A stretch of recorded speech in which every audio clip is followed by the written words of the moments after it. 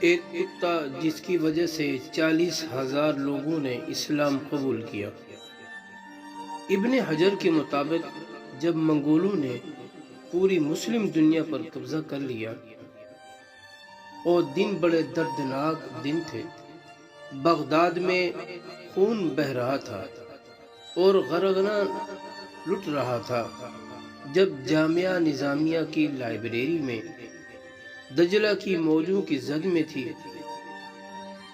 جب تہخانوں میں پانی چھوڑ دیا گیا اور مسلمانوں نے 1.25 لاکھ لاشیں وہاں سے بھی اٹھائیں، وہ دن بڑے دردناک تھے۔ ایک منگول سردار عیسائی ہو گیا اور اس نے بہت بڑا اجتماع کیا۔ ابن حجر لکھتے ہیں کہ اس بدبخت عیسائی بادشاہ نے دریدہ دہنی کرتے ہوئے حضور اکرم صلی اللہ علیہ وسلم کی شان میں گستاخی کی، تو اس بڑے اجتماع کے اندر ایک بھی مسلمان نہیں تھا۔ تو جب وہ حضور اکرم صلی اللہ علیہ وسلم کے خلاف بھونکا تو پسبندہ ہوا ایک کتا جوش میں آ گیا اور وہ زور زور سے بھونکنے لگا۔ سب نے اسے کہا کہ تو مسلمانوں کے نبی کے خلاف بولا ہے، اس لیے یہ کتا زور زور سے بھونک رہا ہے۔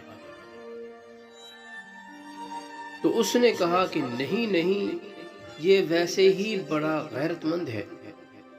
میں نے ہاتھ سے اشارہ کیا تو یہ سمجھا کہ مجھے مارنے لگا ہے، اس وجہ سے غیرت میں آیا، تو اس نے دوبارہ حضور اکرم صلی اللہ علیہ وسلم کی شان میں گستاخی کرنا شروع کر دی۔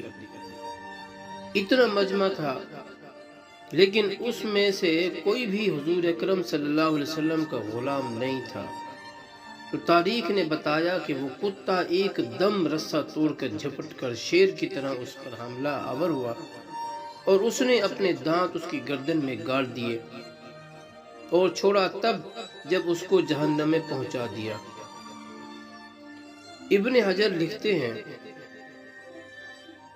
کہ اس واقعے کو دیکھ کر 40,000 لوگوں نے اسلام قبول کر لیا۔